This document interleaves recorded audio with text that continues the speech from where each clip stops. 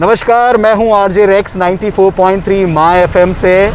और जीवन से कई बार हमें बहुत शिकायतें होती हैं, चाहे वो अपने काम को लेकर हो, चाहे वो अपने पर्सनैलिटी को लेकर हो, चाहे वो समाज को लेकर हो, चाहे वो अपनी शिक्षा को लेकर हो। और कहीं ना कहीं शिकायतों का दौर जो है वो कभी थमता नहीं है। पर आज जिस शख्सियत के सामने मैं खड़ा हूँ, उन शख्सियत को देखकर मुझे लगता है मेरी सारी शिकायतें बिल्कुल ज़ीरो हैं, क्योंकि इन जैसी पर्सनैलिटीज़ हमें हमेशा ये प्रेरणा देते हैं कि कैसे हम ज़िंदगी में आगे बढ़ें। तो आइए मुलाकात करते हैं एक ऐसी ही पर्सनैलिटी से जिन्होंने मुझे तो मोटिवेट किया है। एंड आई होप कि इस वीडियो के अंत तक आप भी इनसे प्रेरणा लेकर जीवन में आगे बढ़ेंगे। सर, सबसे पहले सूर्यनगरी जोधपुर को थोड़ा अपना परिचय दें। सर, आपका शुभ नाम क्या है? वैसे मैं जोधपुर में ही पैदा हुआ हूँ और वहीं पे पला बड़ा हूँ, और यूँ घर में मुझे प्रकाश कहते हैं। और जो डॉक्यूमेंट्स देखे हैं अपन, डॉक्यूमेंट्स में आनंद प्रकाश चौहान है। और आप सब की कृपा से या ईश्वर की प्रेरणा से और सबके सहयोग से जो डिग्रियां वगैरह हासिल कर ली, उसके हिसाब से मेरा नाम सीए डॉक्टर आनंद प्रकाश चौहान है। थोड़ा सा जानना चाहेंगे आनंद जी, ये जो हादसा आपके जीवन में हुआ, ये कब हुआ और कैसे आपने उस निराशा को छोड़कर जीवन की सकारात्मकता को अपना हिस्सा बनाया? ये क्या है कि 1986 में 10 दिसंबर को 4:45 से पहले तो मैं भी एक सामान्य बच्चे की तरह चल फिर रहा था, स्कूल जाना आना वगैरह सब था। और 10 दिसंबर 86 को 4:45 बजे एक्सीडेंट, एक दुर्घटना हो गई। जीप के नीचे आ गया मैं, जिसकी वजह से मेरे रीढ़ की हड्डी में चोट लग गई, तो स्पाइनल इंजरी हो गई। उसकी वजह से कमर के नीचे का मेरा पूरा हिस्सा सुन्न हो गया। मैं ना तो पाँवों को हिला पाता हूँ और ना ही मैं पाँव में कोई चोट वगैरह महसूस कर पाता हूँ। उस समय क्या उम्र थी आपकी?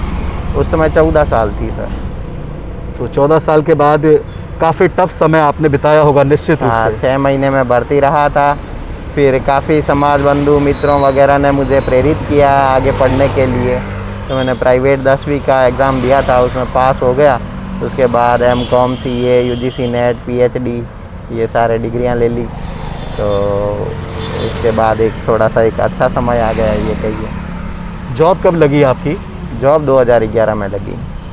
अभी आप अपने नित्य कार्य करते हैं, कोई परेशानी तो नहीं होती? फ़िलहाल तो कोई परेशानी नहीं, जो नॉर्मल है जो है ही है। बाकी तो ये व्हील चेयर है, पावर व्हील चेयर ऑटोमेटिक, तो इसकी मदद से लगभग सारे काम हो जाते हैं घर के बाहर के वगैरह। कि लाइफ में हम छोटी छोटी परेशानियों से दुखी हो जाते हैं, पर आप जिस दुख को कहीं ना कहीं मन में महसूस कर रहे होंगे वो तो सबसे बड़ा है। तो आप अपने आप को मोटिवेट कैसे करते हैं, कैसे आप अपने आप को प्रेरणा देते हैं? नहीं, ये देख के है कि भाई अपन से भी बहुत से व्यक्ति ऐसे हैं जो अपन से भी ज़्यादा परेशान है, अपन से भी दुखी है। तो उस हिसाब से मैंने जीवन का एक मोटिव बना रखा है कि अपने जो संपर्क में आए कोई भी जो अपन जो जिसको किसी भी प्रकार की परेशानी वगैरह हो, तो अपन से जितना जाए बातचीत से, जाए मीठा बोल के, चाहे उसका काम करवा के, जो भी है उस हिसाब से अपन लोगों के होठों पे हंसी ला के ही अपन अपनी हंसी देखते हैं उसमें। क्या बात है, कितनी सुंदर बात कही है सर ने।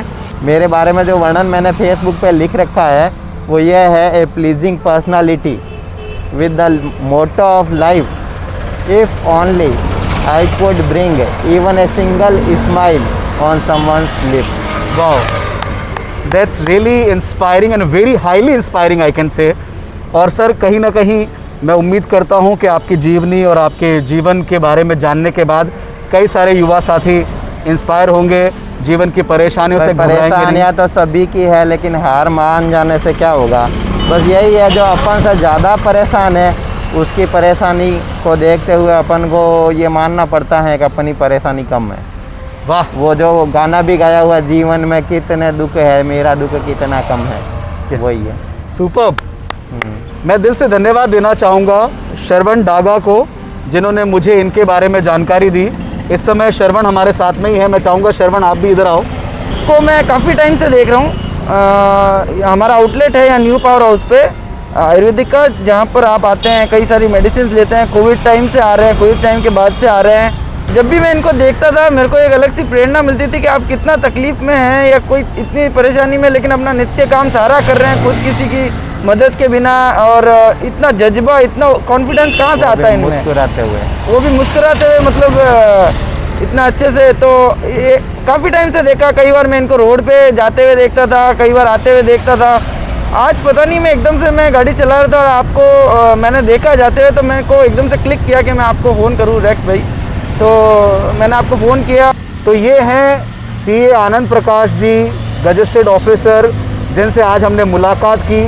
और जो सबसे बड़ी सीख है वो यही है कि जीवन में कभी हार नहीं मानना है, हमेशा मुस्कुराहट के साथ जीवन में आगे बढ़ना है। अगर आपको भी आनंद प्रकाश जी की जीवनी से सीख मिली है तो इस संदेश को आप भी मैक्सिमम लोगों तक पहुंचाएं और इनके भविष्य के लिए ढेर सारी शुभकामनाएं आप दें। बहुत बहुत शुक्रिया इस वीडियो को देखने के लिए। एक बार पुनः सरवण डागा भाई का दिल से आभार, जिन्होंने हम तक ये जानकारी पहुंचाई। धन्यवाद।